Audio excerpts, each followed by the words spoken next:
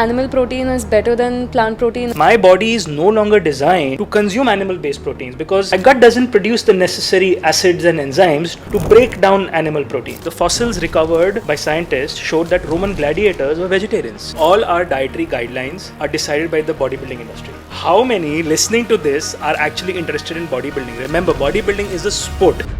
Get your calcium test done. I guarantee 99.9% of you will be calcium sufficient. But then the market has to run.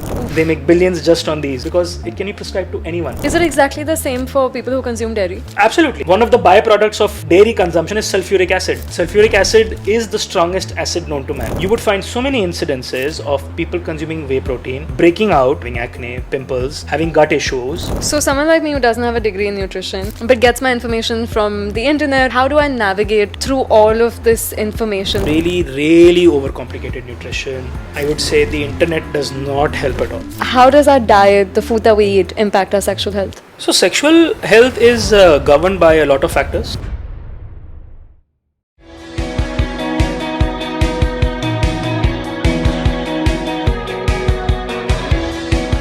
Vaibhav, you're a certified sports nutritionist with an actual degree. Why should someone listen to what you have to say compared to self-proclaimed nutritionist or Instagram nutritionist, which is where most of us get our information from today? So for everyone's clarity, I hold a master's degree in sports nutrition as compared to any other diploma or certification that the other Instagrammers usually proclaim to have and be health experts and nutritionists. So I mean that's the basic difference, and I'm probably the only guys with that formal qualification education who propagates and advocates plant-based nutrition, the vegan way of living.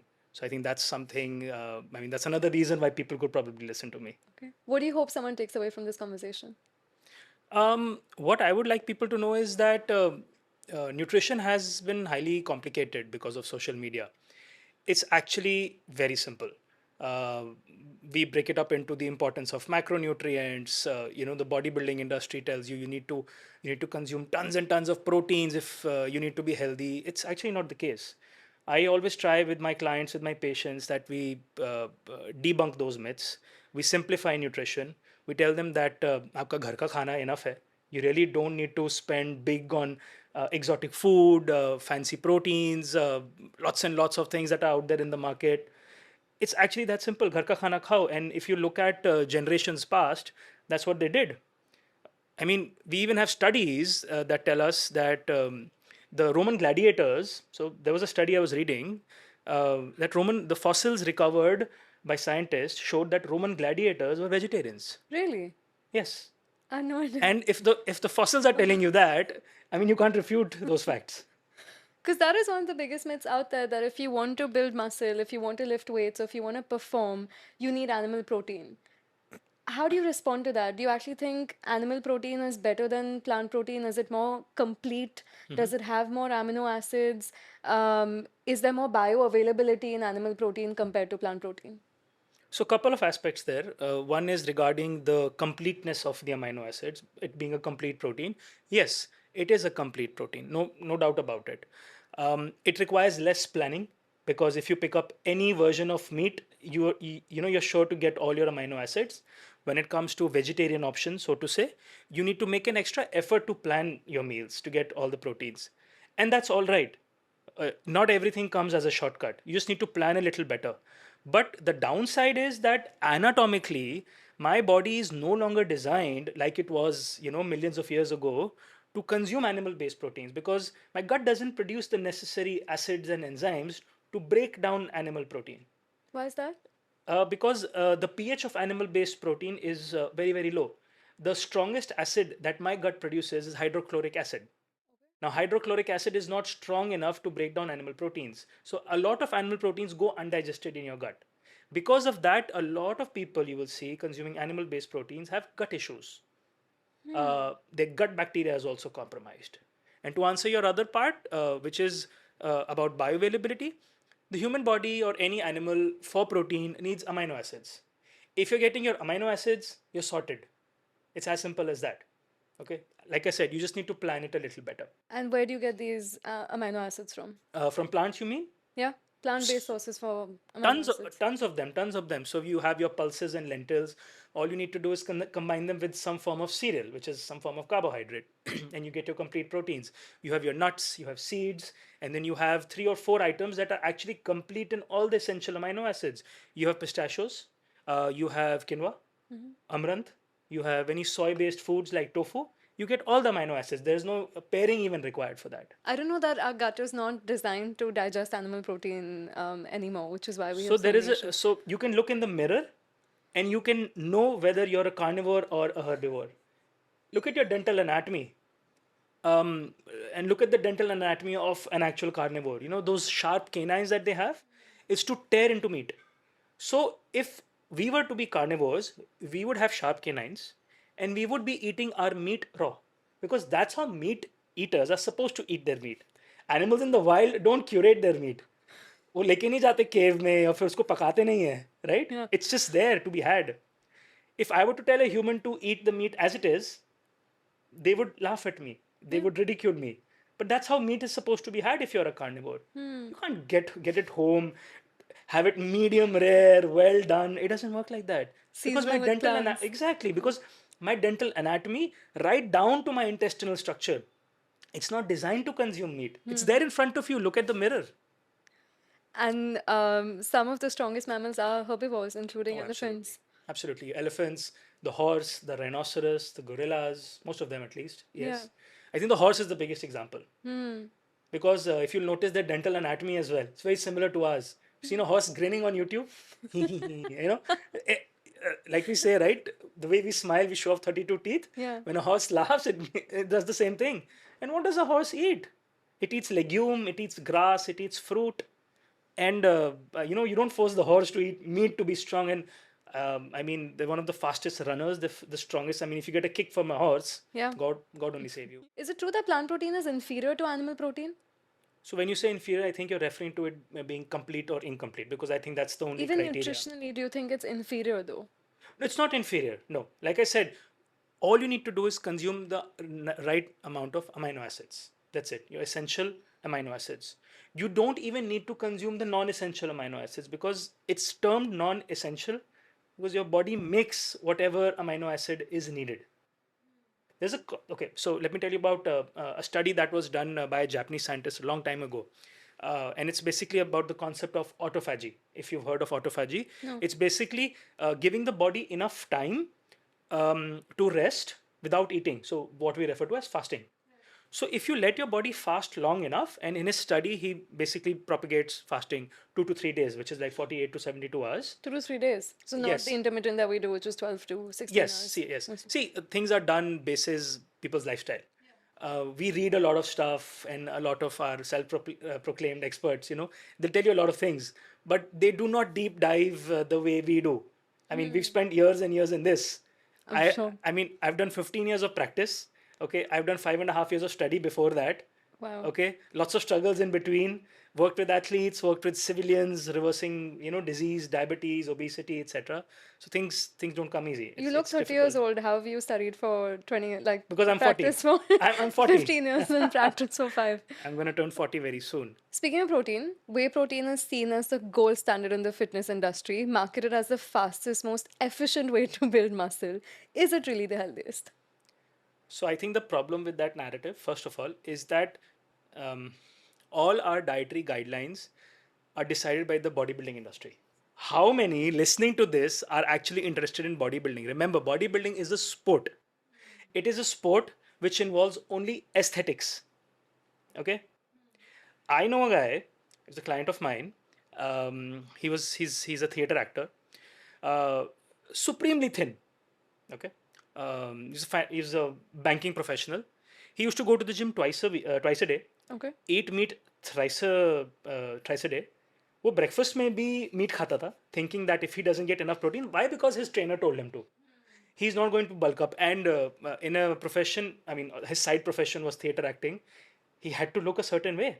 Fair enough. I had him 2 years on a plant-based diet, no meat.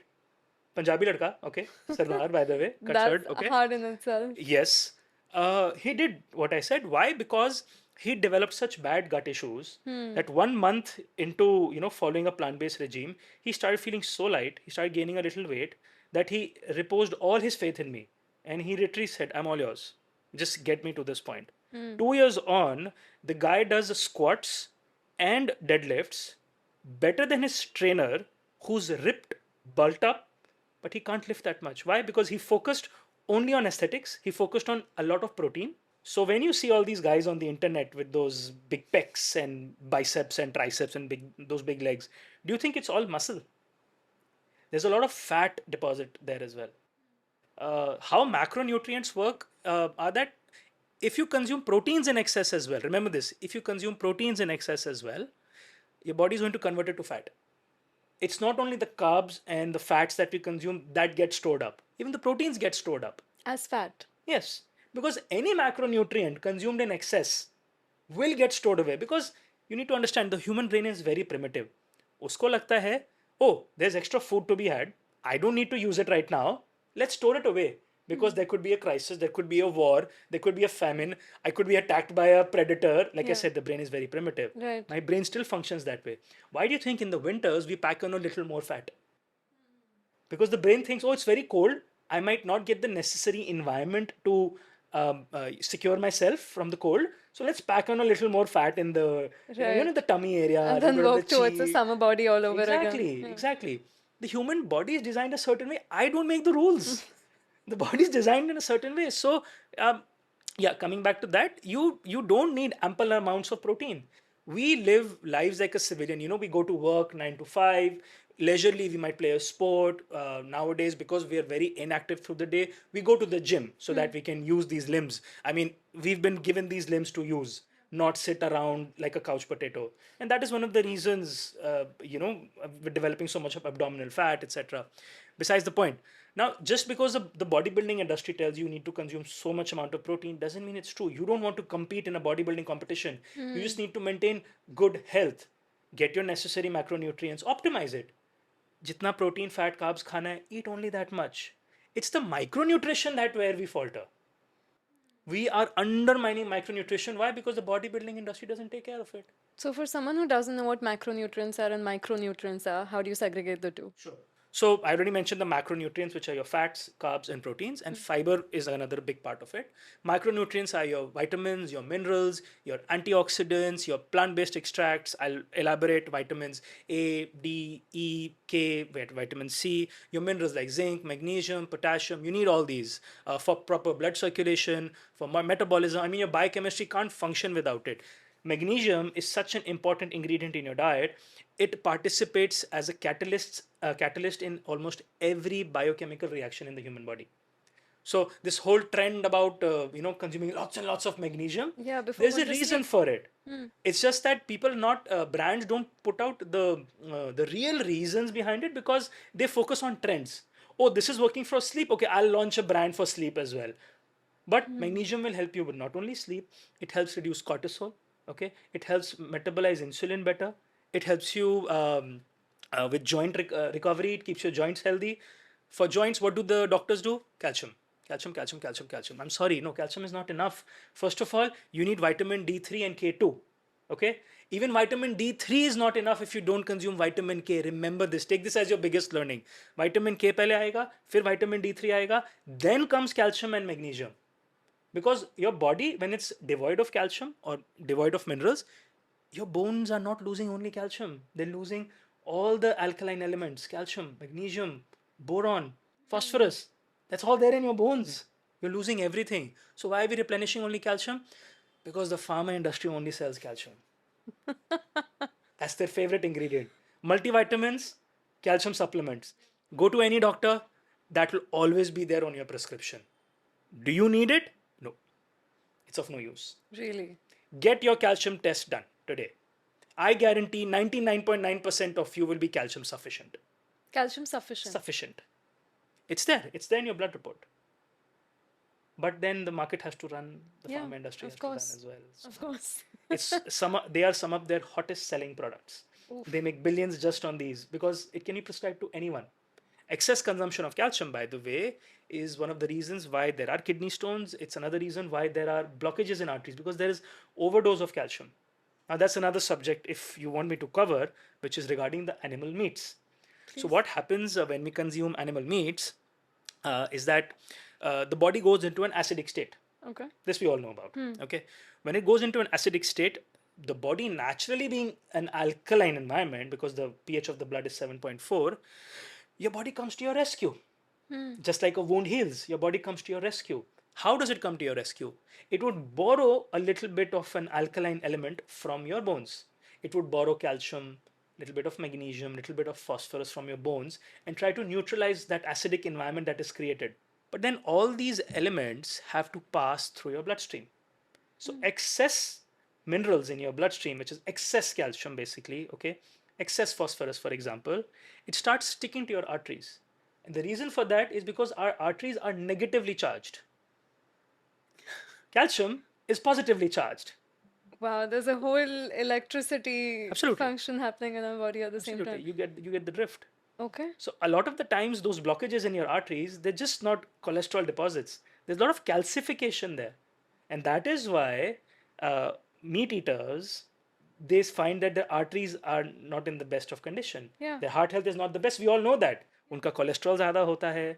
And the blockages, that's a lot of those lipid deposits, plus a lot of calcification as well. Is it exactly the same for people who consume dairy? Absolutely. One of the byproducts of dairy consumption is sulfuric acid. Sulfuric acid is the strongest acid known to man. My gut can't handle more than hydrochloric acid, I just mentioned, right? Sulfuric acid, we've all studied this in chemistry, by the way. 9th, 10th, 11th, 12th. You don't need to be a rocket scientist or a nutritionist to know this. If there is sulfuric acid in your gut, you're headed in the wrong direction.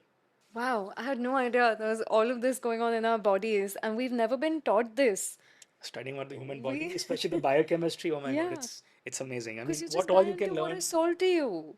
And my knowledge was only limited to why we need magnesium, and you're just told that magnesium is good for sleep, and that's about it. But you mentioned vitamin K. What are the most natural sources of getting vitamin K? You'd get vitamin K from most of your grains.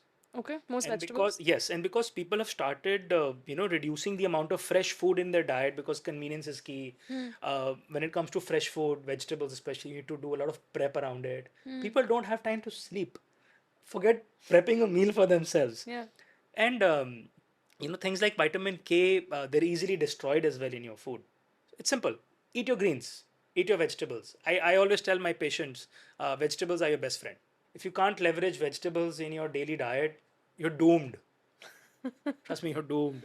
And if you want skin like Shreya, um, And yours.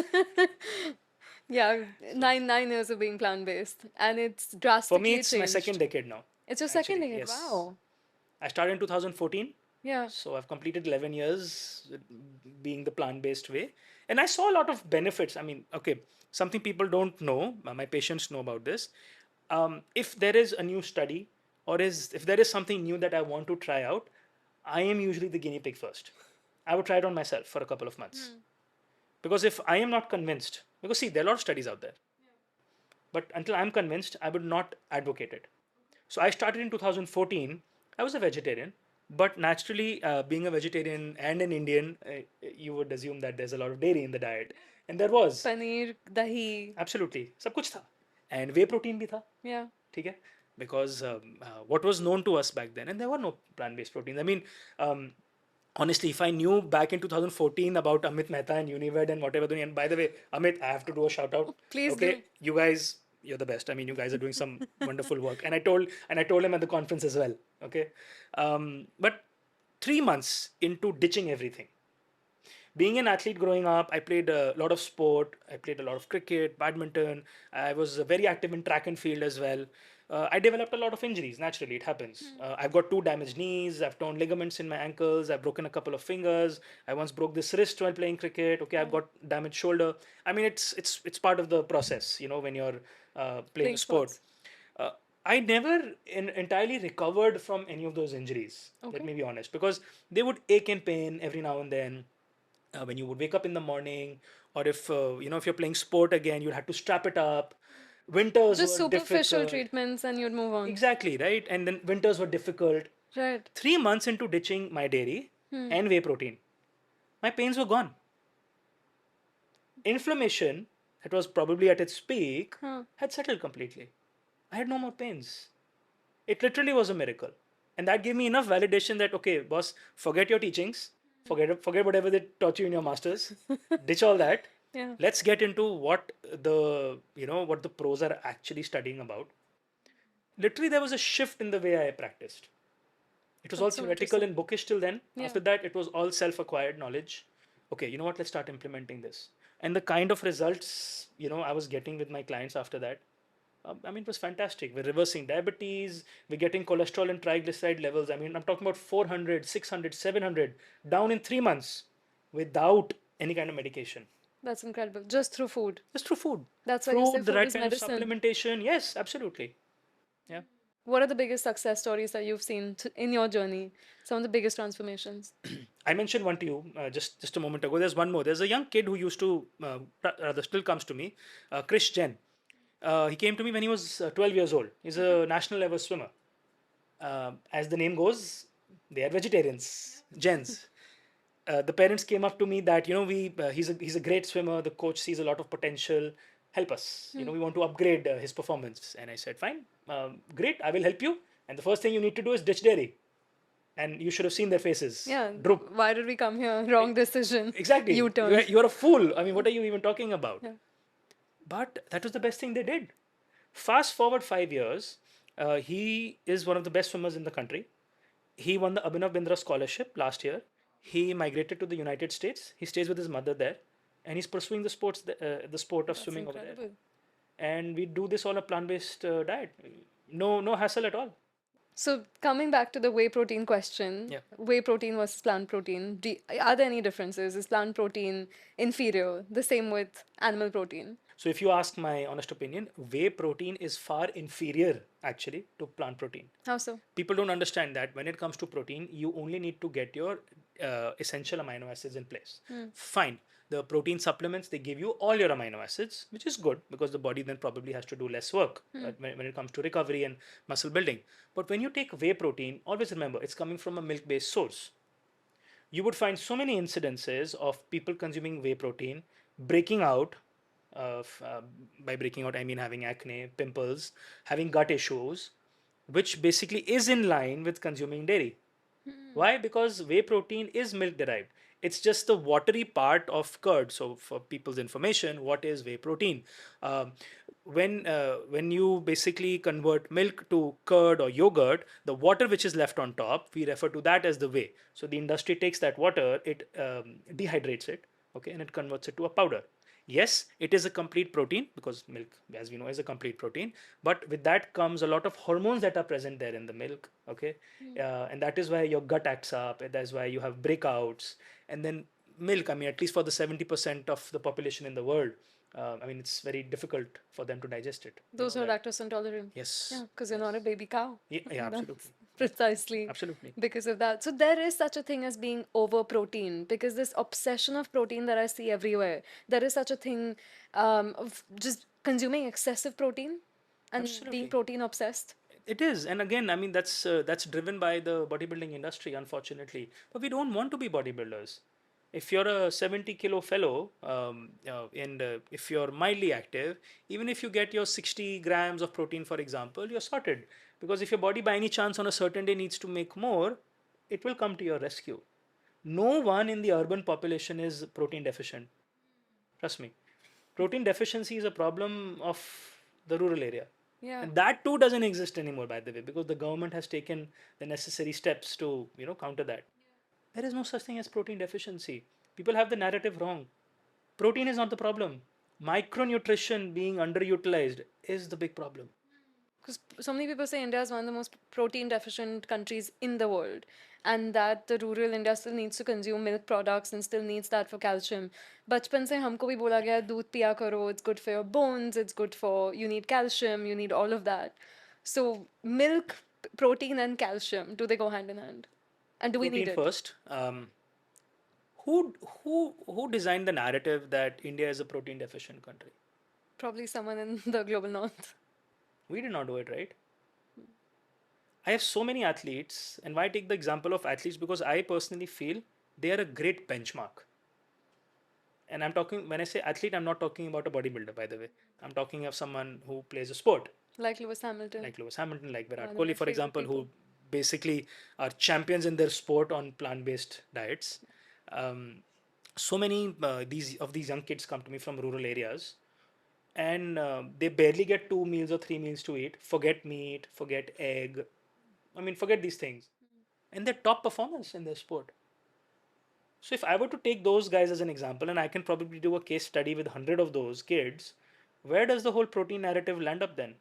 Just because there are other countries who tell us we are protein deficient, why? Because we are a predominantly vegetarian eating country, doesn't mean we need to believe that. And unfortunately, because of that, the government takes steps of providing more to the rural community, but in the form of what? Milk. I was telling one of my mentors the other day that from the grassroots there is a problem.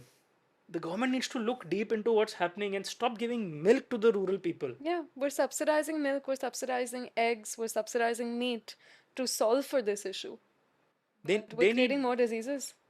you need to give them more whole grain, pulses, legumes, nuts. I mean, these things probably come at a more premium, and that is the problem. They really don't want to spend that much of money, and milk, meat. I mean, the way they're priced, it's easy access. Yeah. Because so many people on Instagram would argue that a bowl of dal doesn't really have enough protein, it just has more carbs, which is just more fat. And it doesn't, when people say, have dal, have lentils, have legumes, have beans, and whole food, plant based food, they argue that it just carbs and it doesn't really have high amount of protein. The amount of protein, yes, in pulses and legumes is on the lower side as compared to meat. Okay, but it is not an apple to apple comparison, because if you're eating plant based protein, you're eradicating so many of the side effects as well. Your heart is healthy, your gut is happy. People don't know simple things like soaking your dal overnight, which becomes gut friendly. People don't know how to leverage rice. I mean, the entire medical world will tell you don't eat rice, either because you'll become fat, your sugar levels will go up. There are simple hacks. Cook your rice a day in advance, put it in the refrigerator, and when you want to eat it the next day, just heat it up and eat it. The starch in your rice becomes resistant to the digestion in your gut. So instead of breaking down in your gut, it passes down into your small intestine where those tiny little microorganisms can feed on it. And they make merry. It's party time for them. Little things matter a lot, okay? We've really, really overcomplicated nutrition. Uh, I would say the internet does not help at all because whatever is taught in theory, I just mentioned to you from my own learnings, having a master's degree, and imagine someone who doesn't even have a degree, okay, did something for 3 months or 6 months, coming out and telling you stuff. You would be misled. Yeah, and it creates so much confusion. It creates overwhelm. You don't know who to believe. You don't know what to believe anymore. There's so many Absolutely. new fads and new diets coming up every single day. Creatine now, creatine is the thing everywhere. I see Yeah. everyone consuming that. What's your take on that? So there are a lot of mixed studies that I've read about creatine. Recent data tells us that creatine is good for the brain. That is a big plus, if you ask me. But then people who really want to bulk up, who really want that extra mile in the gym, it would be more suitable for them, I would Okay. say. Yes. But I would like to be a little more convinced in terms of the creatine, to be honest. Yeah. So someone like me who doesn't have a degree in nutrition, who doesn't even have a certification in nutrition, but gets my information from the internet or Instagram, as we said before, Instagram University, how do I navigate through all of this information, this barrage of information being thrown at me? How do I know That's what's right, what's wrong, what's good, what's bad? that's really a tough one.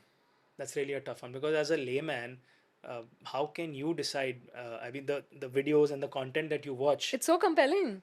I was just going to say, Yeah. when it's so compelling, it's so difficult for you to decide. Visually edited, just it's Absolutely. meant to grab your attention and convince Actually, you. I mean, when I do content, it's very boring. If anyone would ever go to my Instagram, you'll see that it's to the point. I'm talking about a certain subject. There's a lot of science behind it, like you can probably identify from this session as well. And I'm often told by my peers that put this hook and I mean use this Spice it hook, up. use this cover image and this and that. And like guys, as it is, I don't like being in front of the camera. And then you asked me to do all that. This is me. Okay, very, very candid. I just like talking science. But for those of you who really need support on nutrition, I would say get to the expert. It can be anyone. It can be anyone. Looks for someone local, but get to the expert because at least they'll streamline your thoughts. There will be no reason for you to be confused. And then at the end of the day, if you take a call on someone, you have to trust your expert. I'm not saying it's going to be right or wrong, but you need to give credit to the expert also because they're putting in the work. It's not that they're trying to misguide you. They come with a certain school of thought, their own learnings, their own nurturing, their own conditioning. I used to do that as well, like I said, it was all theoretical, but then I learned the hard way. And when I started experimenting with a few things, I realized, okay, I really need to go the other side. You won't believe, in the thousands and thousands of people I've worked with, I've never asked them to count their macronutrients. I never asked them to calculate what they're eating. That's the We've first thing never had most to. nutritionists would tell you to do. That's the bodybuilding industry again. And that's something which the dietitians are taught because dietitians are typically designed to work with hospitals. In the hospitals, the staff in the kitchen prepares the food. They don't know what needs to be given to the patients who have been admitted. So the dietitian basically supports them with quantities so that they can prep the meals accordingly. You can't translate those things into the real world. We're not patients. I mentioned at the conference earlier that we are being supported by the sick care industry. What you and I sitting here and people in our community are doing, that's real healthcare. We've spoken so much about plant-based diets, but critiques will always tell you that anyone who's only eating a plant-based diet will lack iron, or especially B12. B12 deficiency is supposed to be really common in anyone who's vegan or vegetarian. How do you address that?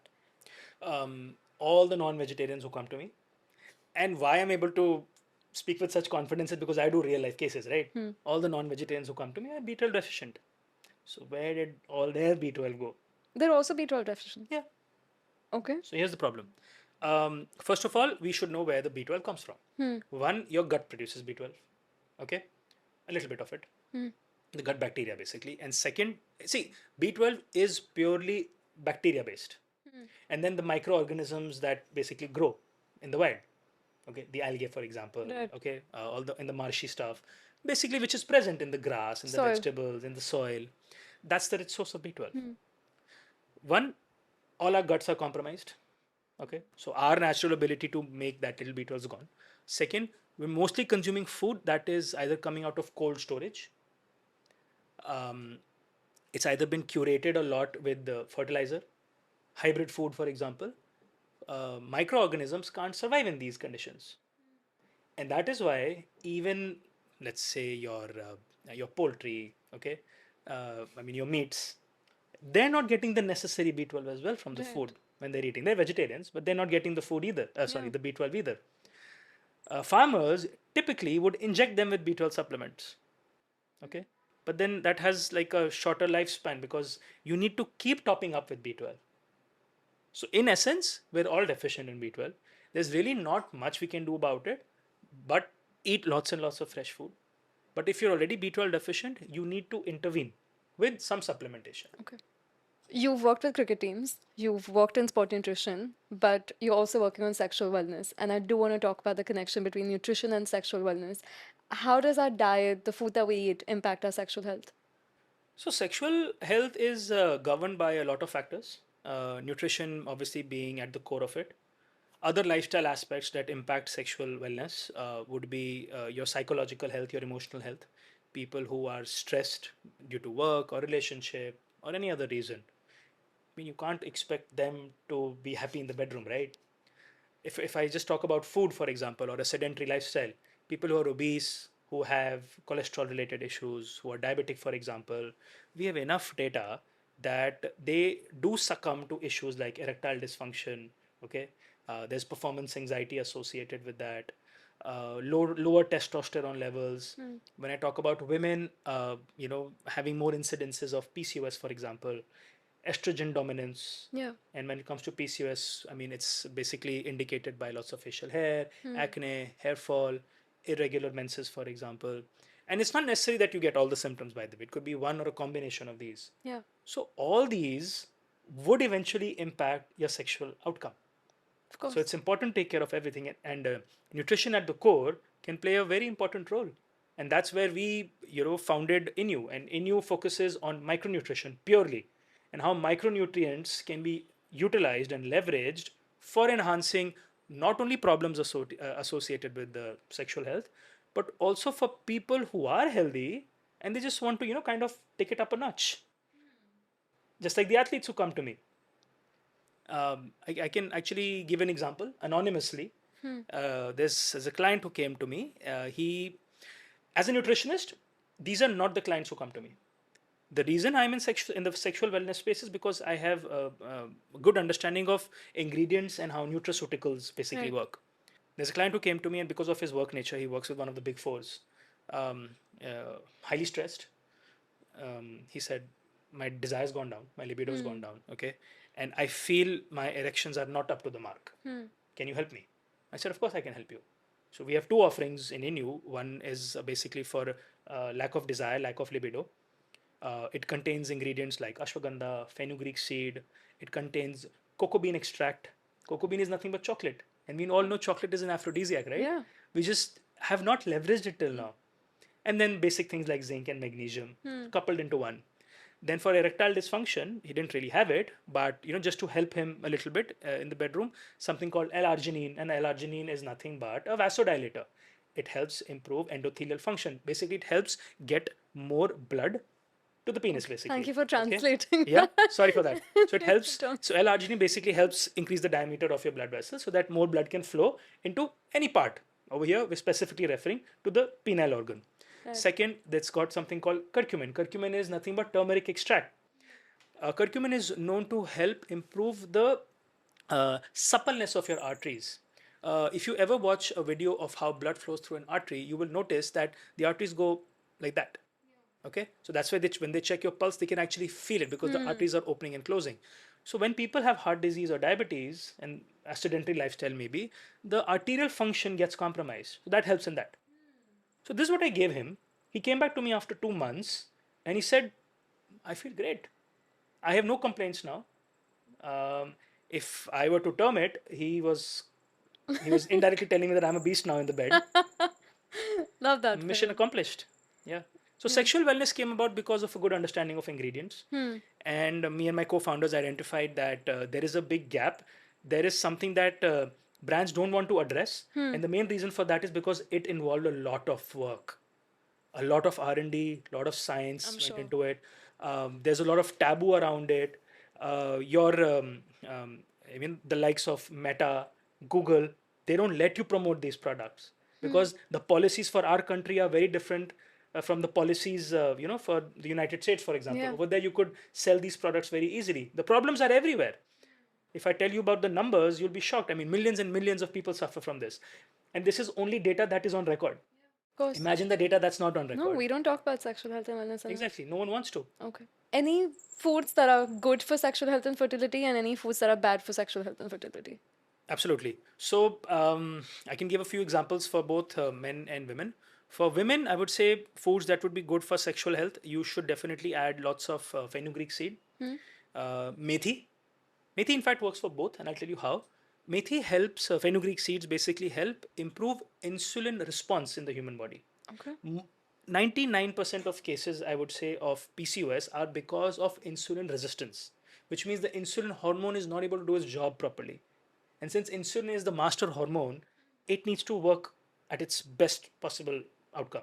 So methi is the best aid. Methi is very good. Okay. Methi supplementation is something which we've seen that works fantastically well. When men take methi, fenugreek extract, we've seen that it boosts their free testosterone levels. So note for the men, if you think calculating your total testosterone on your blood test was the way to go, I'm sorry, you're mistaken. You need to check your free testosterone levels because that's what matters. Because the free testosterone level is the one that actually binds and participates in the body's biochemistry, not the total testosterone. Uske alawa, we have things like chocolate. I just mentioned it's a great aphrodisiac. So maybe before you start foreplay, have some chocolate. Couple of other things you can do if you're suffering in the bedroom or if there is something that needs to be worked on. Stress management is very important. So you can speak to someone regarding that, a counselor. They will really help. We've seen a lot of the times It's a psychosomatic case. Clinically, people are healthy, but emotionally, they need support. Yeah. We're resorting to ChatGPT for now. So that's the Get to the expert, like I said. I mean, always ask the expert. Get your tests done for deficiencies. Even simple vitamin D, the D3 deficiency can also result in this. My last question to you is for anyone listening to this who wants to improve their fitness or sexual wellness through nutrition, what is one practical step or actionable step that they can take today to get started? So people often think that they have to adopt an all or none approach. I would tell you that that is not the case. You can take small steps. It's like going to school. They don't throw you into 10th grade straight away. You go through the grades, you go through the classes. Similarly, for people to make changes with their sleep pattern, for example, people are sleeping at 1 and 2 a.m. because they're watching OTT. Um, People are eating junk food because they don't have time to cook. So you see where I'm going with that. I'm going with sleep. I'm going with nutrition. Third, you're taking too much on yourself. I mean, there's no time for family. There was a case that was filed in Bangalore last year where the couple said, both of them filed that she doesn't give me time, he doesn't give me time. And the judge said, stop wasting my time because you both are working the entire time. Stop coming to me. Okay. So your social element is very important. Sleep is important. Nutrition is important. Okay. And get active. Move. And this is what we did as kids growing up in our generation. Yeah. And I think we are the last of our generation who are still healthy, if you ask me. Yes. God save what's going to happen and through the next generation. So little steps matter. If you're uncomfortable exercising, don't do it right now. Make dietary changes. If you're fine exercising, do that. Make dietary changes later. So small changes at a time. But you need to address the entire gambit, all the verticals, if you want to live an optimum lifestyle. Thank you so much. This has been such an pleasure. insightful conversation, and I love the lives that you're impacting through the work that you do. Thank you. That's so kind And of you. I hope everyone finds the content that you're creating with or without the hook, with or without the cover and the thumbnails, That's so kind. because your work is having a deep, profound impact you. more than you realize. Shreya, Thank you thank so much.